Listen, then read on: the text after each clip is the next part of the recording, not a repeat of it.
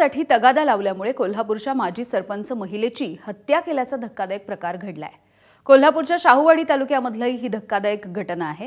प्रियकरानेच गळा दाबून हत्या केली आणि मृतदेह कारमधून नेत असल्याचा प्रकार उघडकीस आलाय। प्रेयसी लग्न करण्यासाठी धमकी देत असल्यामुळे प्रियकराने हत्या केल्याची प्राथमिक माहिती समोर आली।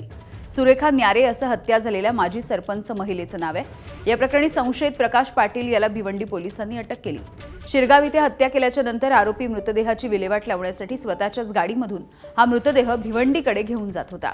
पोलिसांनी गाडी पकडल्याच्या नंतर हत्या केल्याचं समोर आलंय आणि या प्रकरणाचा अधिकचा तपास सध्या शाहूवाडी पोलीस करतायत।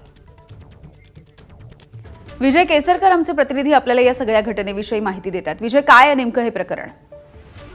यामिनी खरं तर कोल्हापूर जिल्ह्यातल्या शाहूवाडी सारख्या दुर्गम भागामध्ये ही धक्कादायक घटना घडली आहे। त्या तालुक्यातील एका माजी सरपंच आहेत, या माजी सरपंच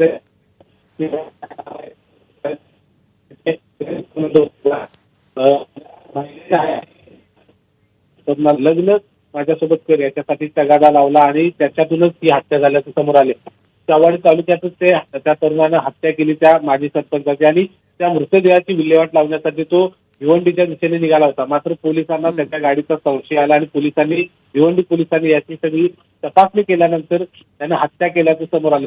हा सगळा प्रकार आता शाहूवाडी पोलीस आहेत त्याचा तपास अधिकचा करणार आहेत। मात्र एक धक्कादायक घटना आहे ती कोल्हापूर जिल्ह्यात घडलेली आपल्याला पाहायला मिळते। अगदी विजय, धन्यवाद सविस्तर माहितीसाठी।